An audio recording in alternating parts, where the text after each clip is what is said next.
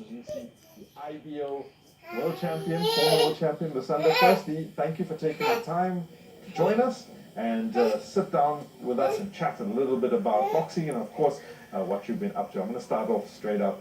Of course, your last fight was a loss to Jack Tupora. Take us through a little bit of how you're feeling after the loss and, of course, now trying to make the comeback. Actually, Pashka, I say that loss was a blessing in disguise, because if I had won that fight, I would have wanted to stay in that division for longer, not knowing that I outgrew the division. I can't make featherweight anymore. Eventually, I was going to get consequences for that, even if it was not him. Even if it was someone else, it was going to take me down at the end of the day, because I lose too much weight to get to the featherweight, and when I fight in the ring, I can feel that I don't have power. It's interesting that you have mentioned that because prior to that, you are closing in on super fight status. One would argue that you are kind of in that mold already, and having already bagged the IBO featherweight title, the move upwards, was that sort of a logical thing for you with regards to where you wanted to move with your boxing, even before the Jack Tupora fight? I sat down with my team after that fight, and then we tried to see where we made mistakes, what went wrong. Also find out I lost too much water in the gym trying to make weight, so I was never going to function properly. The weight thing is not an excuse for that loss. He won the fight fair and square. It's not an excuse. He won that fight. But I say, if I hadn't been struggling with that weight, I would have made a big difference in that fight. Of course, for fans that perhaps don't know, losing weight at a drastic, you said you lost 13 Ks in a period of 2 weeks, also affects your stamina and power as well. So just elaborate a little bit on that. Yes, like a human body needs water, you need vitamins, you need everything in there to function properly. So for me, it was not all there, because I was more focused on eating less, training hard, more hours, trying to make this weight. My focus was on making weight, so I lost the fight in the gym, because it was all about making weight. So in my head, when I made weight, I had already won. And then the following day, when I had to perform, I was like, oh my God, something is wrong. Often fighters go through a situation where they're rushing to make weight, they're trying to cut down as much as possible, and you feel almost as if you fought your best fight in the gym. Obviously, that was something that happened to you, something I'm sure you don't want to go through again. It must have been quite difficult. Take us through your thought process, after, when you're reflecting, on such a big loss like that. It was a big loss. Actually, it made Jack Tupora even more famous now, because you won against Lusanda Komanisi. Come on, that's big. I'm moving up now, 2 weight classes to the lightweight division, where the big boys are. There's more competition, it's helping. There is Nomeva, there is Vekeka, there's even more lightweights out there, which is 100% sure those are fights that people want to see. And those are the fights that I want. I would love to fight Vekeka before the end of his career. Because back 2 years or 3 years back then, I felt like I wasn't ready for him. I used to spy him a lot. Right now, we can do it. And of course, you mentioned, unofficially, and this is not official, Jack, there's still the concept of fighting, perhaps even Jack Tupora again at a higher weight level. Perhaps getting a little bit of revenge there and being a little bit, more successful. Oh yes. Oh, actually, he messaged me last night, Jack Tupora. We talked on Messenger from time to time. He said, "Hey, champ, how's it? I think I'm moving up. I'm big for the featherweight." I was like, "Oh wow," because I've already moved up. Where are you going? Junior light, lightweight. He said, "Might be junior light, might be lightweight." And then I was like, "Make it lightweight."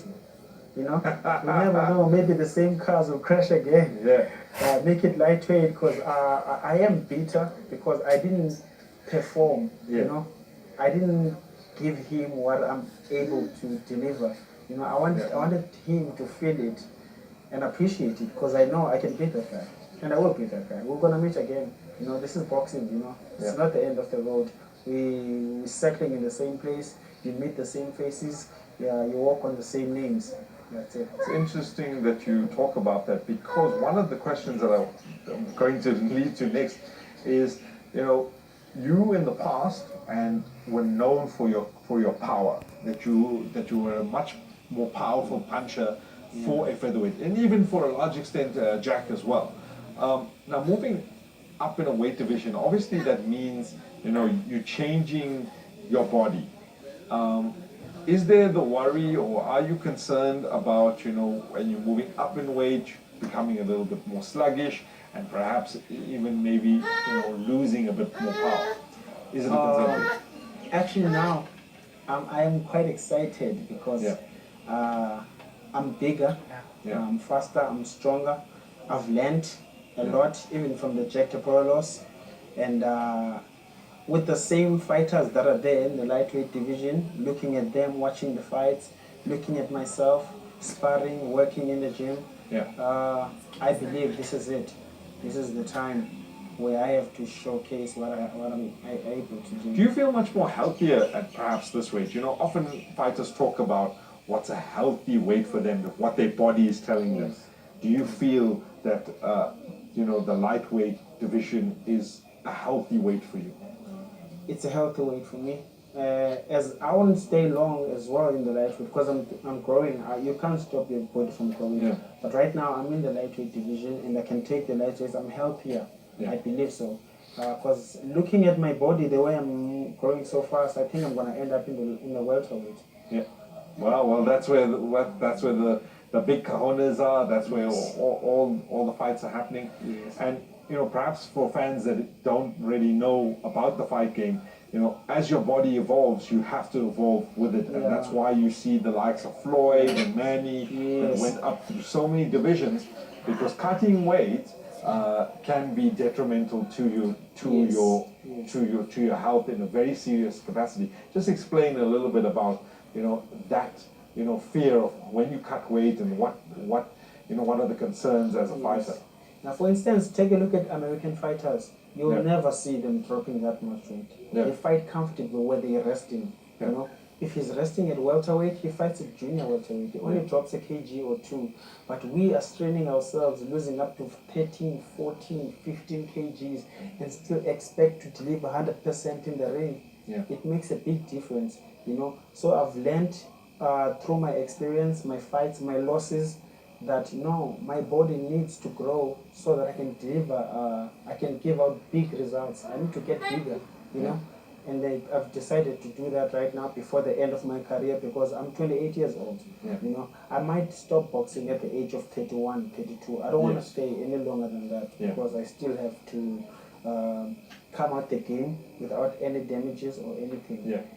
But for now, I'll fight more comfortably and excited. Is that a concern with you? I mean, obviously it is a concern for you, but you've got, for lack of a better word, 4 years if there's no serious injury, Yes. and for that, in that 4 years, it's quite a lot. That means you've got to be doing a lot of work in the next couple of years. Yes. Maybe 2-3 fights a year to get to a point of where you could challenge for a serious title like a WBC title. That means it's a lot of work on your body as it is. Yeah. How are you handling that mixture now? Trying to get back into it, you're going up in the weight division, but also you've got to carry your body for the next 4 years. It's not like you're 25 and 20. Yeah. It's now you are towards the end of the Yes, career. yes. How are you handling it? As once Floyd Mayweather said it before, as you get older, you don't train harder as you used to do when you were younger. You train smarter now. Yeah. And using the experience you had through the years, getting to where you are right now. For me now, what I've done in the sport of boxing, what I've learned, what I've seen, what I've heard, it's that time where I take all of that and put it together. Yeah. Train smarter, work smarter, eat smarter, Yeah. and even fight smarter. It's one of the things that has always amazed me with regards to you. We've been friends, off air, but you've already started developing the business aspect of what you're going to do when Yes. when you retire. being involved in the gym, taking private classes. What is your goal after you've hung up the gloves? Are you going to look like Zulani? Zulani's trying to get his own promotion company going, and in Last Boy Promotions. Yeah. Is that in the back of your mind as well? I I mean, you have to start. Now that I have to speak about it, it was a secret, but now that we're talking about it, I'm opening a big gym. Okay. It's a huge gym. It's in Jamestown.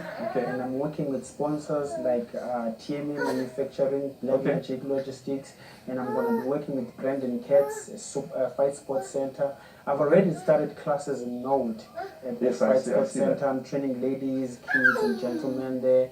But very soon I'm opening my own gym. It's going to function more like a Virgin Active, even if it's more based on boxing. Yes. But the vision is to give back to the community, to the people, teach them what I've learned in the sport of boxing. And it's not going to be my only gym. I'm going nationwide.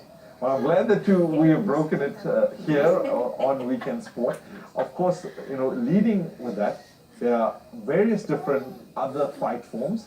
Are your gyms going to look into the idea of bringing in the other fight forms such as MMA and UFC fighters? Are you considering it? I will help with training, but I don't want to get involved in the sports. Yeah. I'm already involved, and I've learned. I've been in the ups and downs of the sports, the politics, and all that. So I don't want to be part of that after I retire from boxing. I just want to help and give out, train you. You can do whatever you want to do. So would you say that would you be typically boxing, or would you have guys that are former UFC guys that will train in the other arts like grappling? Obviously. Because now that's what's happening, isn't it? More and more boxing gyms are becoming somewhat diverse with the other fight forms now that the UFC is around.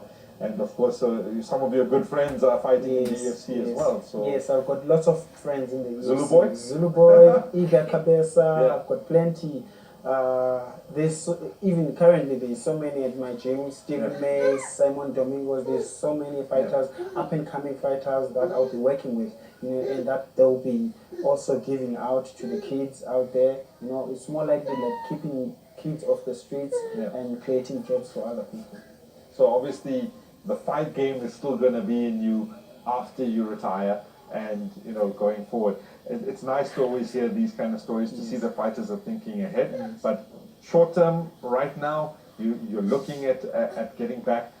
What's going to be your goal in terms of this year? It's already closing in on June is coming up. It's almost the end of mid-year, and when are we going to see you in the ring? Okay, before the end of this year, everyone in South Africa, even around the world, they will know I'm Lusane Komanis and I'm going to take over the lightweight division. There's big names like I mentioned earlier, yes, in this lightweight division, but I'm there to take over. I'm here to take over, not take part. I'm here to take over. I'm going to fight Reteka. I'm going to give them what they want. I'm going to fight Nomeva. I'm going to give them what they want. I'm going to fight Azinga Fuzile. He's moving up to lightweight. I'm going to give them what they want, but I promise you one thing. Of course, fighting someone like November, like you're referring to, automatically puts you up in the rankings because they are sitting in top 10, top 5 positions. So that definitely makes a good thing for South African audiences that can come out and see our local fighters fighting. Everyone is already talking about those fights. Everyone, they're calling out for those fights. Promoters are talking about those fights. And those fights are going to take place here in South Africa.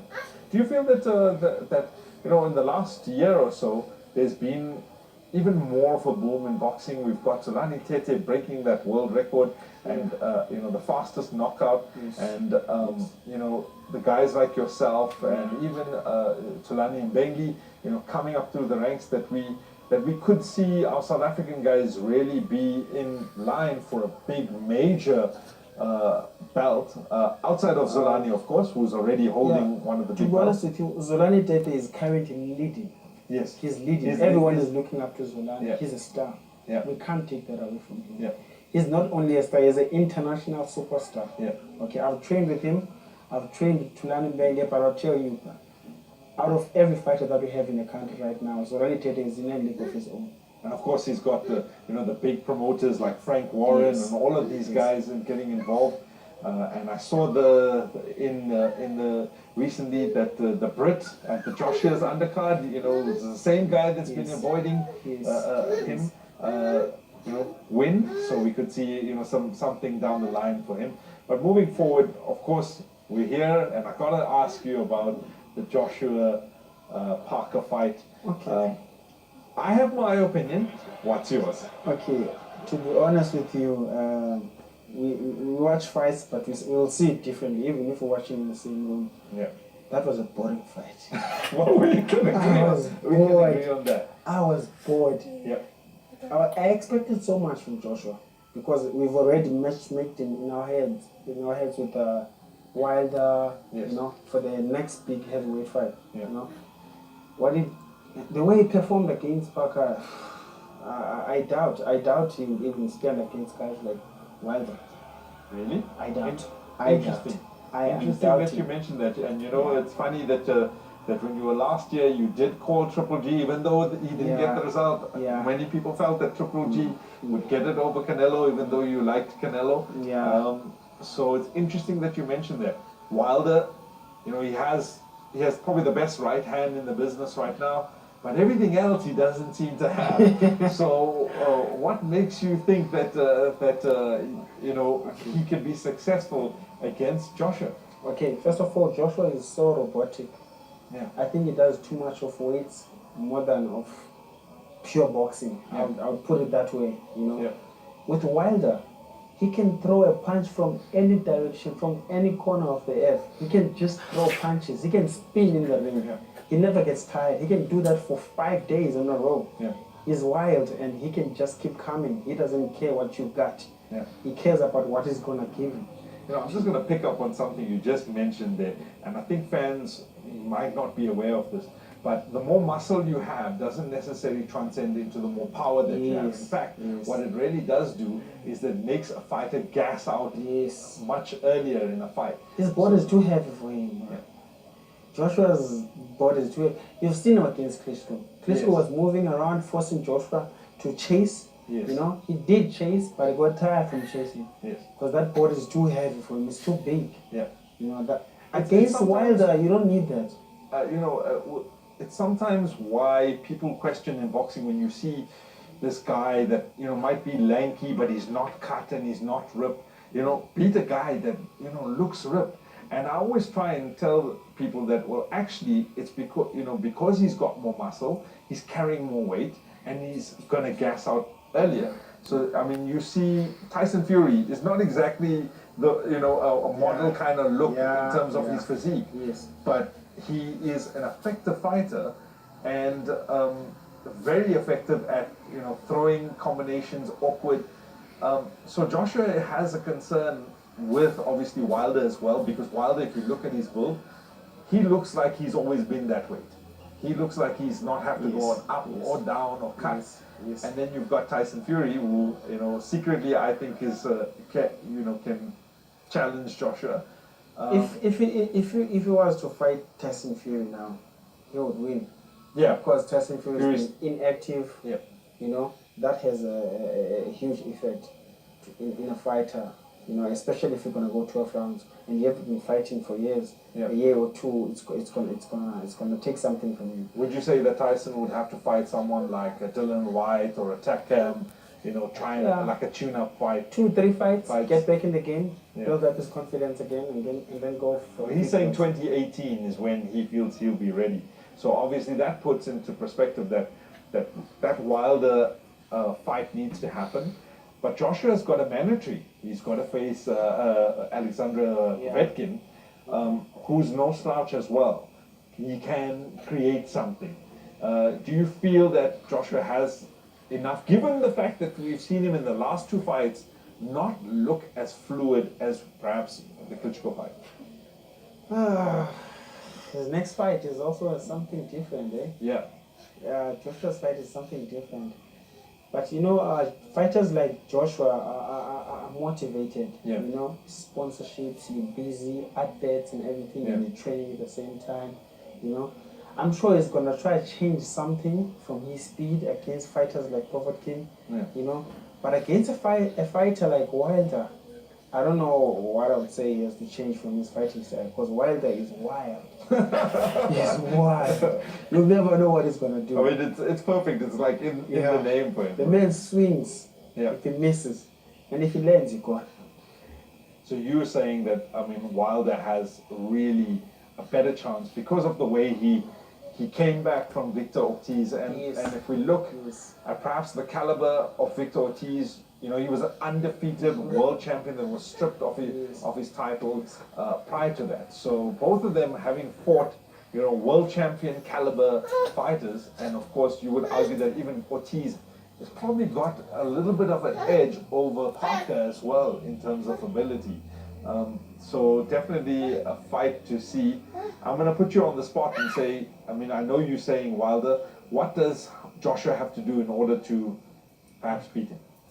To be the fighter like Wilder, you need to spar a lot of spoilers. Yeah, Because Wilder is a spoiler. yeah, He's a clumsy fighter. yeah.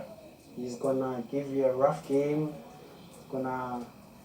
He might even hit you 50 times below the belt. Yeah. He's a clumsy fighter. You need to fight like a dog. You need to go Put like. that in context for me, because clumsy fighters, for lack of a better word, are they more dangerous? I think the clumsy fighter is more dangerous. Yeah, they're more dangerous. Because they're hard to read. Yeah, you can't even tell what they're gonna do. You can't figure them out. You're Yeah. looking at them, you're like, okay, I'm gonna get him now, and then he just does something you were not even expecting. Yeah. You know, that's how they always win. Amir Khan is a clumsy fighter. He won world titles. Yeah, Wilder is a clumsy fighter. He won world titles. yeah. I won't even talk about South African fighters. We have like thousands of clumsy fighters, and they're winning titles. Yeah. You know, clumsy fighters have a higher chance of winning. I think. Maidana was a clumsy fighter against Floyd Mayweather, And he he gave Floyd. Yeah. probably came as Yes. close to Yes, Oscar he as did anyone give him, else. Yes, he Yeah. gave him a hard time Yeah. because it was a clumsy fight. It was not easy to look at and then figure it out. That's it. Clumsy fighters are dangerous. Speaking about, of course, Floyd, what do you make of this chit chatter that's going around that he is going to enter the octagon? Okay, to be honest with you, I don't even know about that. But if it happens, he doesn't stand a chance in the octagon. Yeah. MMA fighters are dangerous. He rated himself. This is an interesting thing. He rated himself last week on TMZ, saying that his fighting style is a 10 out of 10, Yes, yes. and he says he can wrestle. Yes, He says he's yes. got a very good wrestling background. You know, you always, even in boxing, you always have a plan until you take a hit. Yeah, You always have a plan until you take the first hit. It's different. MMA fighters are dangerous in the cage. yeah, You can't fight them in the cage. Yeah. But in boxing, you can outbox them like he did to McGregor. Yeah. You know, if McGregor was allowed to hold and kick and do whatever he does in the cage, he would have won. So what would it take, and I'm asking from a fan perspective, what would it take like someone like Floyd, who we know has got the best stand-up game out there, to transcend into a different sport like that? I mean, I know a lot of fighters that have done that, that have transcended either from MMA to boxing or vice versa. Would it take him, what, a year? You do know that I'm training with MMA fighters. I know that, that's why I'm asking Zulu you. Boy and the other boys Yes. in the gym. It would take him years of training and years of sparring Yeah. on the ground. Yeah. Wrestling, all of those kicks and everything, elbows, it would take years. It's not 1 year. Yeah. So he would have to have been doing it on the side Yes. for a quite considerable amount But of you'll time. never know, Floyd. We might have been doing it on the side. Yeah, I mean, We'll never know. if you're training with Yeah. MMA fighters and Yes. learning a bit of what they're learning, who's to say he can't? Lysander, before we go, obviously, we've talked about Joshua, we've talked about Floyd, but one of the things that has happened over the last few months is, the situation with Canelo, and obviously the fight with Triple G, and, the talk about contaminated meat Yeah. and all of it. Just, shed some light on why this has become such an important thing now in our sport, or the contact sport, because it looks like we're going to miss out on what would have been a good fight, or it's going to be pushed back. Who knows? Your thoughts on the Canelo situation, with contaminated meat. I'm disappointed, man. Yeah? I am disappointed. I mean, I'm Canelo's #1 fan. Yeah. You know, even in the first fight, I was like, he won that fight. Yeah. You know, I thought he won. You know, Really? I thought he won. But you predicted with me that Triple G was gonna and then beat him. he proved me wrong. Okay. You know, and then I was watching the fight up until the last round. I was like, no, Canelo won this fight. Okay. Because he outsmarted Triple G. Yeah. But when I heard about the contaminated meat and all that stuff, I lost my respect for him. Yeah. Because it means if he didn't use any of those in the first fight, then he was never going to finish with Triple G. Yeah. So he cheated even in the first fight. I mean, we hear that in boxing that, where fighters are doing certain things to cut weight, to change their diet. Yeah. And more often than not, fighters have nutritionists and people that are around that are kind of helping them. Yeah. And for someone of his caliber to not know what he's eating and taking, do you buy that? I'm not buying that. I'm not buying that. I think he cheated. That's a cheat. Wow. You know, the lab will never go wrong with the tests. Yeah. Even if it's a HIV test, drug test, the lab will never go wrong. Yeah. People working in the lab are very strict and professional. Yeah. So they would never ever. First of all, you know that the golden gloves, golden boy promotions. Oscar De La Hoya is a very powerful, even financially. They would even buy a good result from the lab, right? Yeah. It shows how professional the people from the lab are. Yeah. They just came with the truth. They were like, this is not contaminated. Well, there you have it. Buddy, thank you for taking the time to chat to us, and obviously we'll be keeping in touch when you are getting with your next fight and when you're challenging for that world title. Now, of course, that was Lusanda Komunisi, the former IBO featherweight world champion, and this is me, and Weekend Sport. Ciao for now.